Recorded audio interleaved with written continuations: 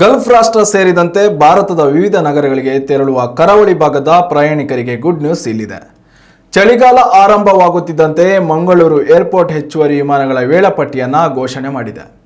ಭಾರತದ ಪ್ರಮುಖ ನಗರಗಳು ಮಾತ್ರವಲ್ಲದೆ ಗಲ್ಫ್ ರಾಷ್ಟ್ರಗಳಿಗೆ ಹೆಚ್ಚು ವಿಮಾನ ಸಂಚಾರ ಮಾಡಲಿದೆ.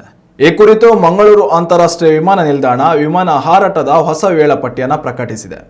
ಅಕ್ಟೋಬರ್ 26ರಿಂದಲೇ ಪರಿಷ್ಕೃತ ವೇಳಾಪಟ್ಟಿ ಜಾರಿಯಲ್ಲಿ ಇರಲಿದ್ದು ಮಾರ್ಚ್ 28ರವರೆಗೆ ಹೆಚ್ಚುವರಿ ವಿಮಾನ ಪ್ರಯಾಣದ ಲಾಭ ಪಡೆಯಬಹುದಾಗಿದೆ.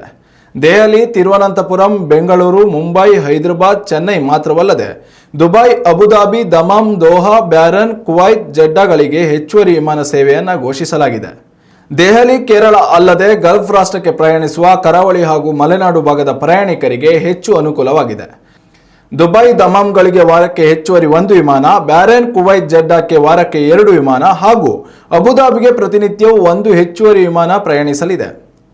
Air India Express, Air India ಹಾಗೂ ಇಂಡಿಗೋ ವಿಮಾನಯಾನ ಸೇವೆಗಳು ಹೆಚ್ಚುವರಿ ವಿಮಾನಯಾನ ಸೇವೆಯನ್ನು ನೀಡಲಿವೆ.